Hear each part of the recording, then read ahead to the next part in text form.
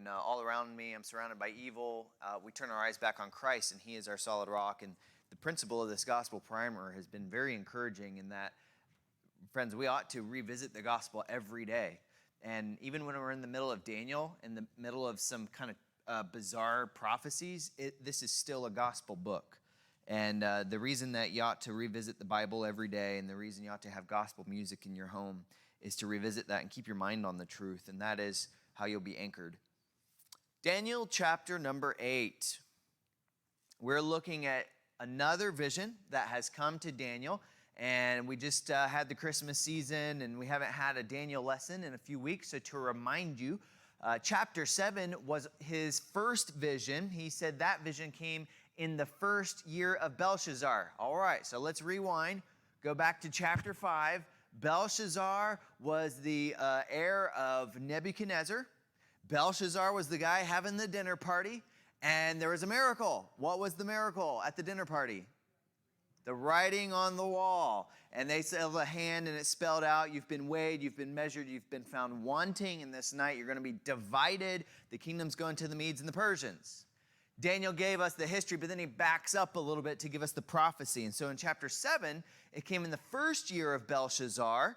And here in chapter number 8, he's in the third year.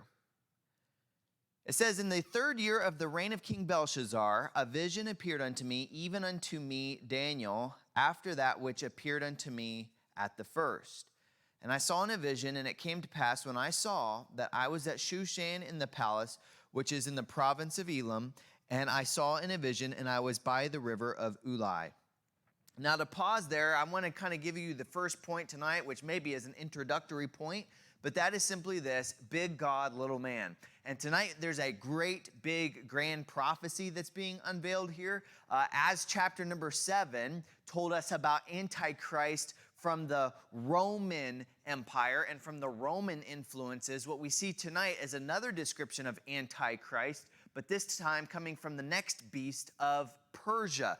Do you guys remember that when we were talking about the beast, you had, well, first it began with Nebuchadnezzar, and he had the vision of the golden head and the brass body and the gold, the silver, the brass, and the iron. And then later came these beasts. You had the lion, you had the Alexander the Great, we thought is shown as to be that fast, six-winged leopard, and he quickly conquered. And then we saw the bear, the Medes and the Persians were that second one that rose up kind of lopsided. And that told us about the Medes and the Persians, which were out of balance. Persia was weaker, but man, became much, much stronger as that bear rose up on his side and became lopsided. We're going to kind of see that again tonight. That Persian army became much, much more powerful than the Median army. And then the crazy beast, the last one, the most ferocious beast with iron teeth. We saw those in chapter number 7, and now we're getting a couple more animals to kind of further the information that we're receiving. Chapter 7 really emphasized that horrifying beast, and that beast that represented Rome. And a lot of guys will look to that and they'll say the Antichrist comes from the Roman Empire. And then you look to this one and you say, oh man, now we're talking about Greece, and he comes from the Greece Empire, and he comes from the Grecians, and he's risen up after them. And I'm going to kind of clarify that a little bit. It's pretty easy, really. But to begin with all these great big grand plans, and you hear about these monsters, and you hear about these great big kingdoms, and you hear about tribulation and a millennial kingdom and all these things, you recognize something. There's a big God that is over all of this. There's a great big evil, but a great big, even bigger God. But to begin with, we're reminded God works in little people. In the third year, there was a vision that appeared unto me, even me, Daniel. Now, of course, you and me read that, and we're like, yeah, of course it came to Daniel. Like, who else would it go to? He was the man. You say, of the prophets of the Old Testament, like this guy, he walked with God, did warfare in his prayer closet. Daniel, of course the prophecy came to you, but it sounds like he's in disbelief. Can you imagine that? The prophecy came to me, of all people. It came to me. We know, of course, Daniel, it came to you. But there's a great amount of humility, I think, here. There's a great amount of godliness shown in his life. He didn't think he was any special thing. And realistically, he's not. because we need to remind ourselves, big God, little man. To kind of further the emphasis on like a little powerless situation to begin with, it says, I had this vision, and it came to pass when I saw that I was in Shushan in the palace. Now, if Shushan sounds familiar to you, it is probably from the book of Esther, because it's in that story that she was the queen in Shushan's palace, but she came way after Daniel. Daniel, in his time of Shushan, it was just this tiny little wilderness place. So if he would have said, I went to Shushan, which is often called Susa throughout most of history until today, it was way out in the middle of nowhere. This Shushan was way on the backside of wilderness desert, and it was nothing. He says, I was in the palace, but it was not a notable palace at this time.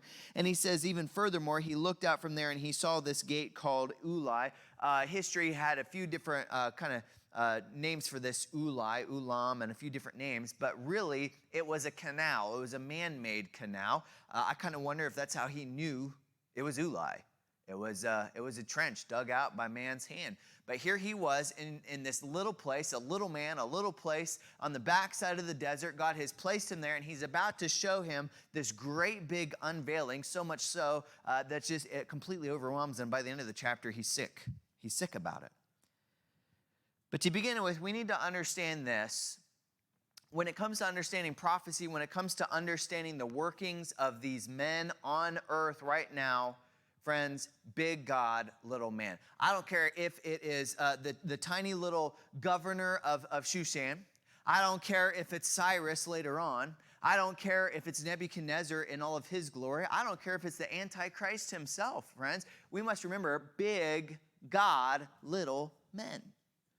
And even we kind of go at this the other way too. We might look at something, we go, oh man, this is so threatening. And even now in the news right now, there's some serious unrest in the Middle East. I mean, that's not really new, but there's serious unrest in the Middle East. And we look at that and we go, this could be very frightening. And we look and we say, this guy's frightening or that guy's comforting. We kind of go both ways with that. And we think, well, he's my enemy or he's my hero. But always remember, big God, little men. And that's where we begin. Daniel, even I, Daniel.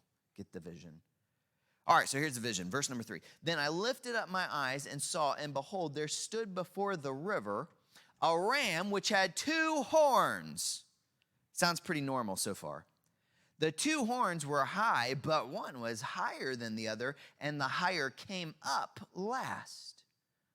And I saw the ram pushing westward and northward and southward. Now, let's remember, how far over is Persia? It's to the east. I mean, the only thing more east of Persia, realistically back then, Alexander the Great pushed his kingdom out towards India. But I mean, they were east, my friends. And so what happens is this ram, who represents the kingdom of Persia, begins to push. Where does he push? It says he pushes westward and northward and southward, so that no beast might stand before him, neither was there any that could deliver out of his hand. But he did according to his will and became great. So this is talking about a kingdom right now, not a man, but these horns represent men. As I was considering, behold, a he-goat came from the west on the face of the whole earth and touched not the ground, and the goat had a notable horn between his eyes. And he came to the ram that had 2 horns, which had been standing before the river, and ran unto him in the fury of his power.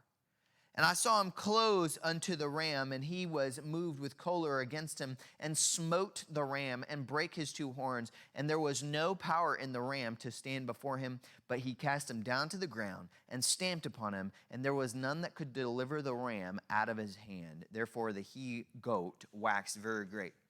Now, before we get too much further into this, we want to talk about that ram that came first. Here's this ram. He's got 2 horns, and they're lopsided. He's got 2 horns, and one is growing bigger than the other. It'd be kind of wild to look out and see a ram and actually see his horns growing, wouldn't it? And yet the one grew higher than the other, and this really correlates back to that bear that was rising up on one side. It was the Persian side of the Medo-Persians rising up greater than Media was. And that was because, remember, when Daniel is having this vision, he is transported in his vision to Persia. He's transported to Shushan. And this is where one day Cyrus would rise up from. But at this point, there is no Medo-Persian Empire that was any kind of a threat. Certainly, there was no Greece yet. We're still talking about Belshazzar's reign. We're talking about Belshazzar's Babylonian kingdom. So he's seeing visions of the future. He's seeing visions now of this guy Cyrus. Now Cyrus he belonged to the Persian nation, and he was apparently a genius. Apparently this guy had a great deal of knowledge and a great deal of military power, because it was he who was represented in this lopsidedness. Cyrus is becoming great. Cyrus is becoming this warrior. He's pushing the army bigger and better, and he's pushing it forward. And so he is the second horn that became greater. But there's a secret to this, guys, and we have to remember this. Big God, little men. Here's the secret. It's in Isaiah chapter number 45. Thus saith the Lord to his anointed, to Cyrus. Huh? Wait, what?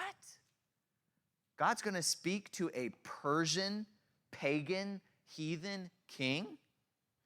Thus saith the Lord to Cyrus, whose right hand I have holden, to subdue nations before him. I will loose the loins of kings, to open before him the two-leaved gates, and the gates shall not be shut. I will go before thee. I mean, you following this? He's telling Cyrus great grand promises. You're going to march into town. The kings will have no power left in them. They will lose all hope, all bravery. Their loins will loose within them. I mean, their knees will knock. They're going to wet themselves. He's like, you're going to go places, Cyrus. I will loose their loins. The gates will not be shut. I will go before thee and make the crooked places straight. I think that's a way of saying things are going to be easy for Cyrus. I will break in pieces the gates of brass and cut in sunder the bars of iron. I will give thee the treasures of darkness and hidden riches of secret places, that thou mayest know that I, the Lord, which call thee by thy name, am the God of Israel. How was it that little old Cyrus could come out of a place like little old Persia and rise up big and strong and mighty and become great? Well, it's because the Lord was empowering him to do so. The Lord was working his judgment in the world. The Lord was working his way with Israel. And it is very common to find with Moab and Amalek and Persia and all throughout the Old Testament. And we saw this with Nebuchadnezzar. It was God who made Nebuchadnezzar great. God raises up these people to get the nation's attention. And he was getting their attention back on this idea. Here comes little old Cyrus out of this tiny little Persia, working the works of a big God. Now, what's kind of interesting is God is making these goats great. He's making these rams great. And the terminology in the Hebrew behind these animals were that they were very strong. You'll find terms here that are used throughout the Old Testament to describe big, mighty oak trees. That's a pretty tough ram, if you ask me. And here he comes, Cyrus of Persia, represented as this great big horn on the ram. And yet, he doesn't last, does he? Because there comes a he-goat following along who is moving so rocket speed fast, he's not even touching the ground. This kind of goes back to that idea of the leopard with the 6 wings that was super swift. Triple swift. Here comes the he-goat. He's not even touching the ground. He's going everywhere. And he's got one great big horn dead center between his eyes. He's got sniper rifle aim. He's about to nail him. Right between the eyes, he comes with this great big horn, and he crashes into the ram. Here goes. I've lost my place. It says, I was considering a he-goat came out of the west. So he's been visioning Persia, but now the next nation he's about to talk about is Greece. And so we go to the west side of the map, and we see Greece way over to the west. So out of the west comes the he-goat. And he comes running so fast, his feet don't even touch the ground. And the goat had a notable horn, a great big horn between his eyes. He rams straight into this thing, breaks the horns of the ram, and now he establishes himself as some great thing. This is the rise of Greece. And so God has given power unto Persia, and Persia has been made great. And yet there was coming a swift end to them, where Alexander the Great now comes on the scene. Now, I told you a few weeks ago, Alexander the Great, I mean, if Cyrus was anything, Alexander was 10 times more. This guy trained by Aristotle, this guy with all the wisdom of the Greek philosophers and so forth, he was trained up in the wealthiest of environments. He became king very, very young, and at the age of 21, he had proven himself not just to be this worthy politician, but to be the worthy captain of the entire Greece army. So here he is now leading this Grecian army. He leaves home at the age of 21 to conquer the world, and he would never go home. Spent the next decade of his life conquering everything from Greece to India. Maybe perhaps history will remember young Alexander the Great as the greatest military mind that has ever lived, but he expanded the kingdom. He pushed his way further than the Persian army. So you see the Persian map here, and we go even further yet again, and Alexander spreads his dominance all around the known world. Therefore, in verse number 8, the he-goat waxed very great. And when he was strong, I mean, he's 30 years old when he passes away, 30 years old. When he was strong, the great horn was broken. And for it came up 4 notable ones toward the 4 winds of heaven. Now, we did talk about this last week, or rather the last lesson. And we talked about how it was prophesied that here comes Alexander the Great, and he would grow, but then he would die, and the kingdom would be divided 4 ways. We're taught that in history, and you can kind of see this map here. As the kingdom was split, you see 4 names. Cassandra, you can pronounce the rest yourself. All right, and so you see these 4 guys that were the captains that really, and it was kind of an ugly thing. After Alexander died, it wasn't a real clear-cut, finally divided kingdom, but everyone was kind of warring to get more power, warring to get more position. And so you can kind of see how this was divided up 4 ways. And the he-goat waxed strong, the he-goat died, verse number 9. Now, out of one of these 4 horns, came forth a little horn, which waxed exceeding great toward the south and toward the east and toward the pleasant land. And it waxed great even to the host of heaven. Now look at the map here. Who clearly has the most stake? It's this man Seleucus. You got to kind of take note of this guy. So he's one of the 4 horns that has replaced the great horn. And he is waxed exceeding great, but from him comes forth a little horn that waxed exceeding great. And it waxed great even to the host of heaven. It cast down some of the host and some of the stars to the ground and stamped on them. This king, whoever he is, he's rising up out of one of these 4, and he has set himself up so high that he is now an affront against God, against Jerusalem. And it says in doing all this, he has even struck down some of the stars of heaven. Now, I don't necessarily think that is referring to angels. We certainly know that's not referring to stars out in space. But probably this means some kind of holy or righteous leaders. Some of the leaders of Jerusalem fall to this guy. Some of the great people of God are falling before him. He stamps upon them. Verse 11, yea, he magnified himself even to the prince of the host. Man, he is going face to face with God. And by him the daily sacrifice was taken away, and the place of his sanctuary was cast down. This is now talking about the temple in Jerusalem being destroyed, the sanctuary. And a host was given him against the daily sacrifice by reason of transgression. I don't know exactly what's going on here, but what it sounds like there are Israelites that begin following this evil king.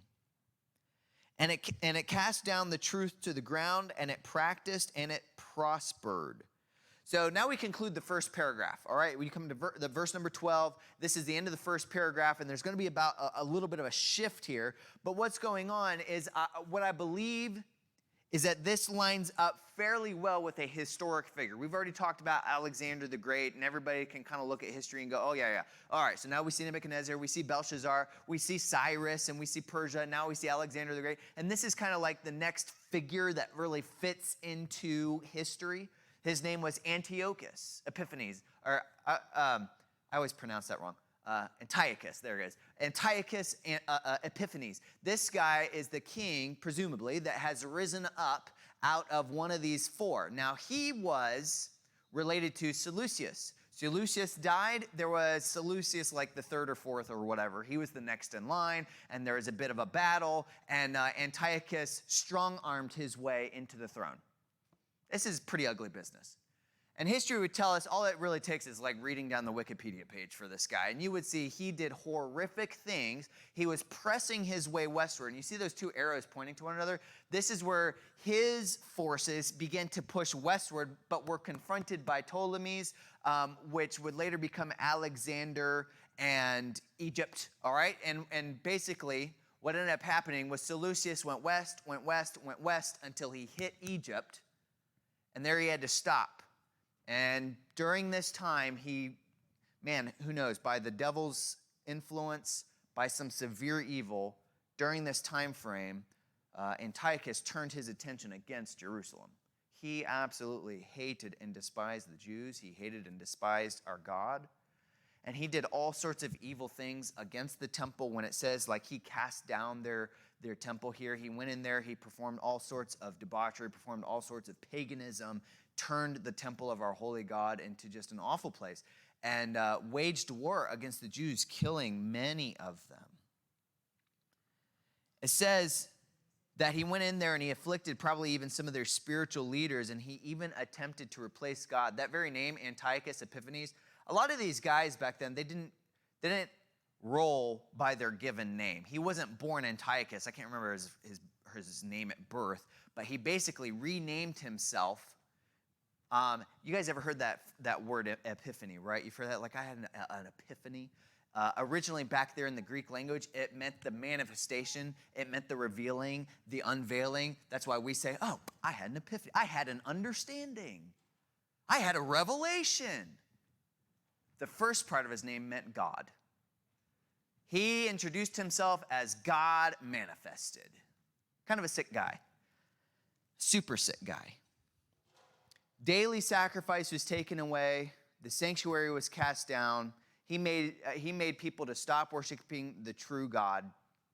And then you get to verse number 13. You say, how does all this point to Antiochus? And this is sort of the key element here.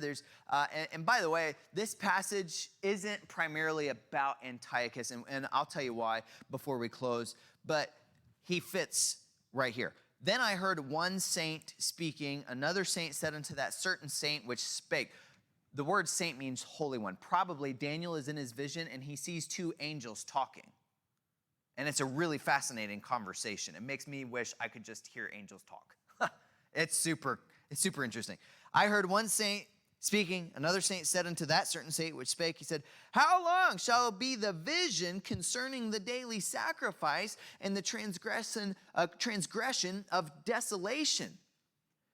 So they're looking at what is going on here in Jerusalem, and the one angel says to the other angel, how long is this going to happen?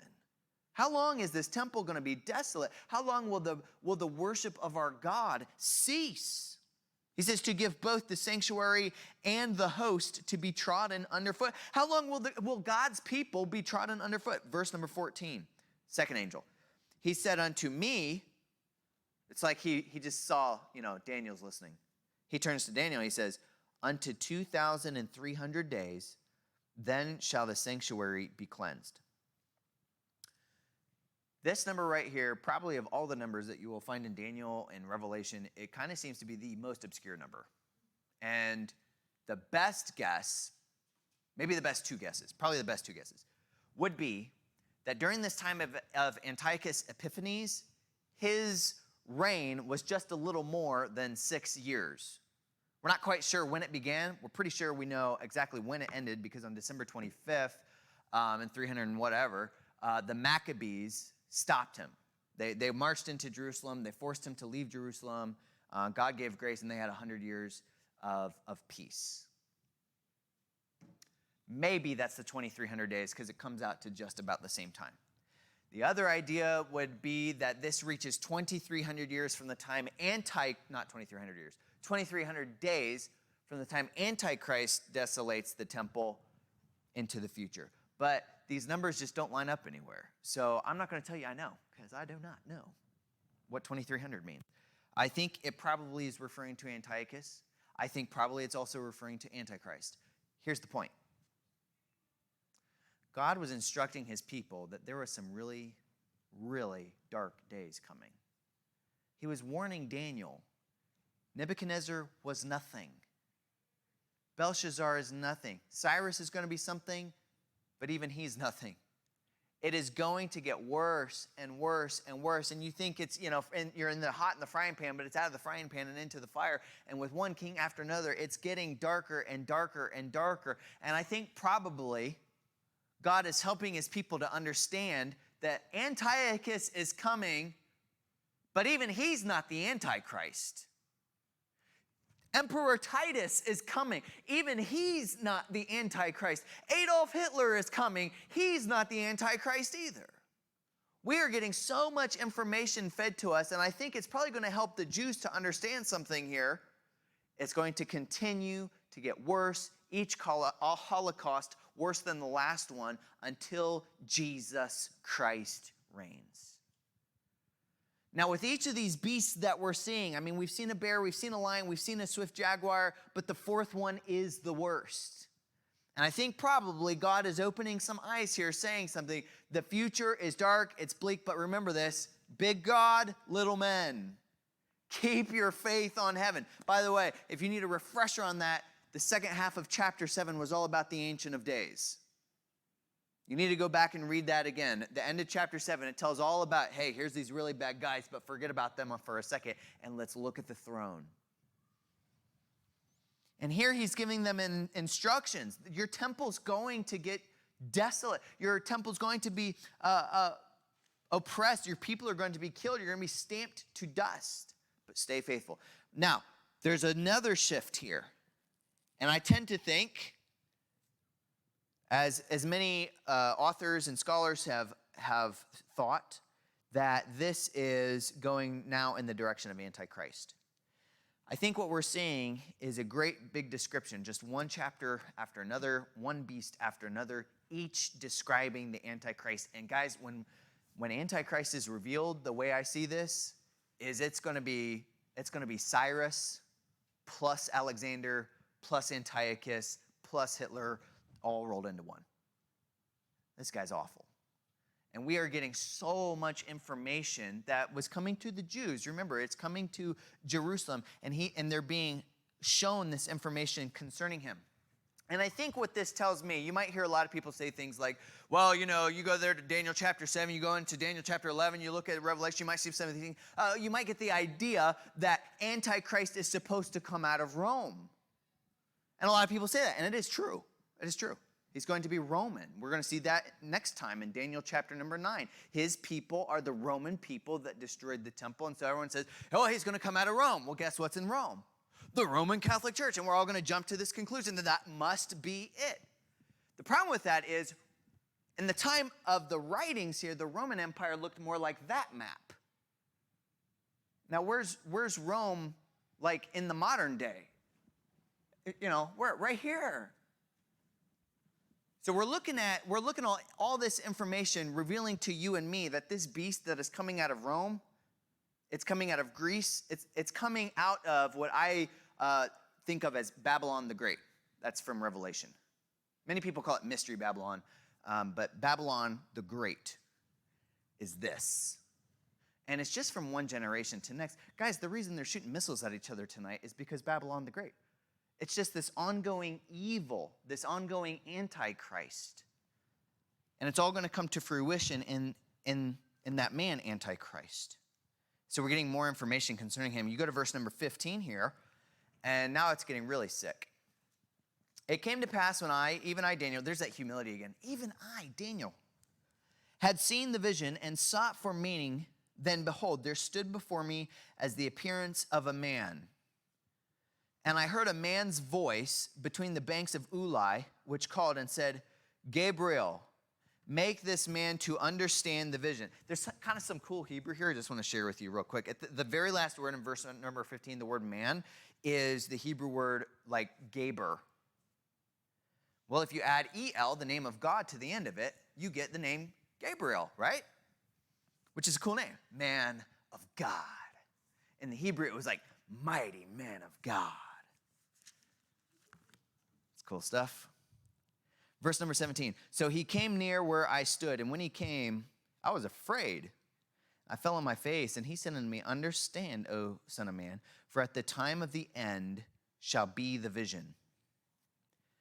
Now, as he was speaking with me, I was in a deep sleep on my face toward the ground, but he touched me and set me upright. And he said, behold, I will make thee know what shall be in the last end of the indignation, for at the time appointed the end shall be. We keep hearing the word end. We're talking about the end of the Gentile age. The Gentile age began with Nebuchadnezzar, chapter 1 of Daniel. He took all these kids away. It became the first of the dispersion. And that's going to last all the way until the day of the Lord. But here's the end. We're talking about the end of the day of the Gentiles. Verse 20. The ram which thou sawest having two horns are the kings of Media and Persia. That was easy. Verse 21. The rough goat is the king of Greece, and the great horn that is between his eyes is the first king. People say the Bible's tough. It's really not that tough. The answers are right there. Verse 22. Now that being broken up, whereas four stood up for it, 4 kingdoms shall stand up out of the nation, but not in his own power. And in the latter time of their kingdom, when the transgressors are come to the full, a king of fierce countenance and understanding dark sentences shall stand up. All right, verse 23. Notice what it's saying here. In the latter time of their kingdom. Whose kingdom? Greece's kingdom? Yes. Rome's kingdom? Yes. Babylon's kingdom? Yes. The age of the Gentiles. Are we following on that?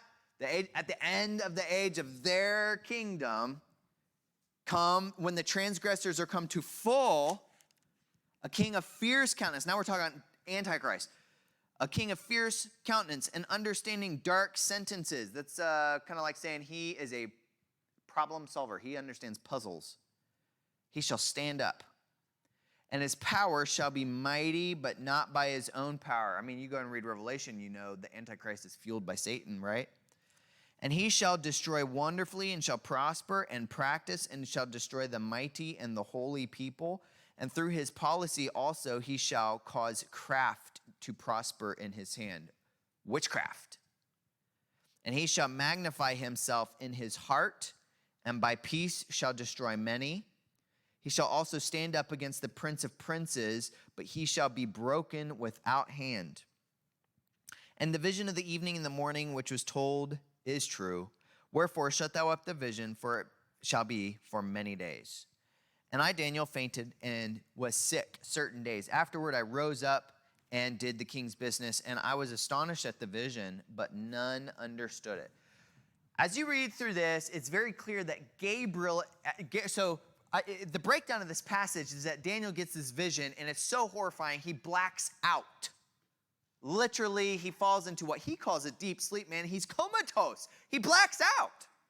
This is incredible. And look at the verse number 27. He said, I fainted, I was sick certain days.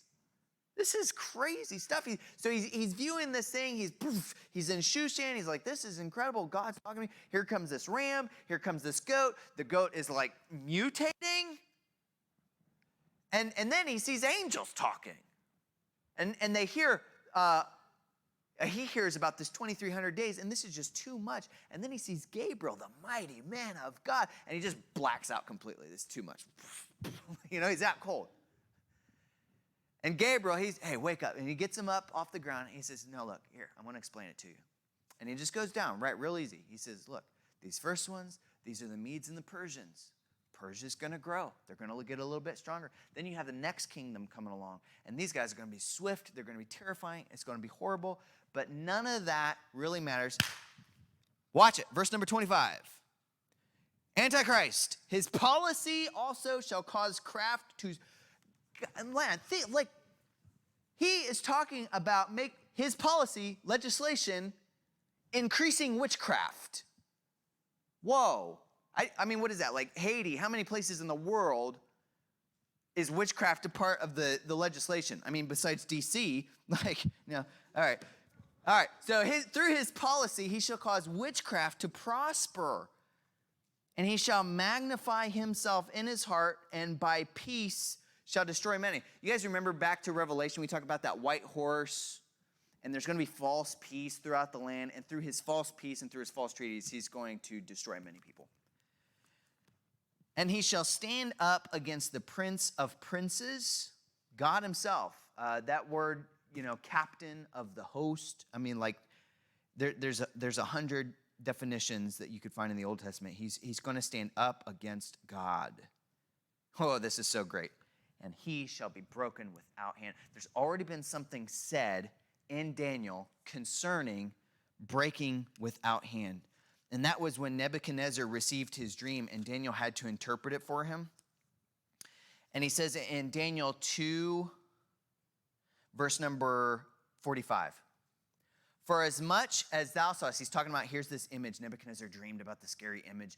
And he says, for as much as thou sawest that the stone was cut out the mountain without hands, and that it brake in pieces the iron, the brass, the clay, the silver, and the gold, the great God hath made known to the king that whatsoever of what shall come to pass.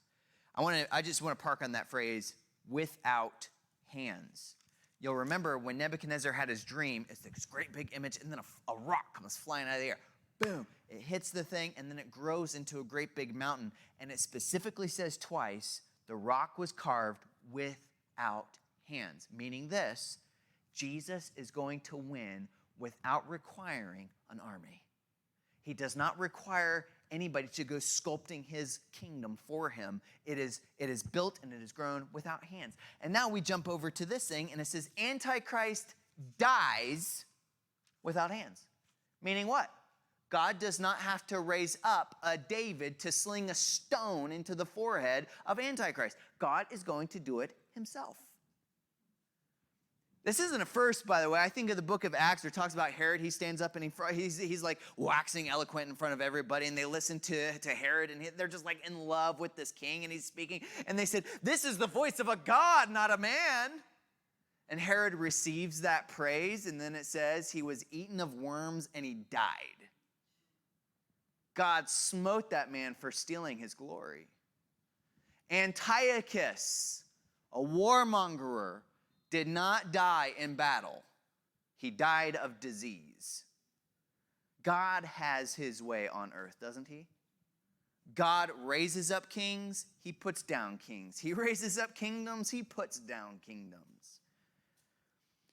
We need to remember as we're going through this, and as you're going to have your ears on the news and trying to figure out, man, what in the world is going on?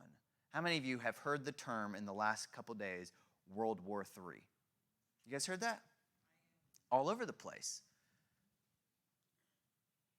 People are talking always with such fear and trepidation, and we need to remember something. God wins without hands. God wins without mankind. So, like Daniel, I think probably what we ought to do is get with the Lord, be in prayer with him, walking with him. Daniel was walking in the midst of all this, recognizing that these guys, they are set up and they are brought down by the decree of the Lord and nothing else. Big God, little men.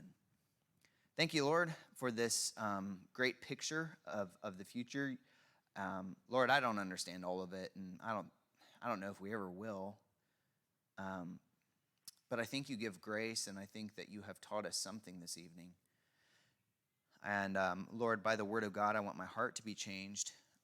I don't desire to walk away with just intellectual knowledge. I don't come to the Bible for information. But Lord, would you do a work in our hearts this evening? Help us to put our trust in you, and help us to recognize that it is you who raises kings and kingdoms.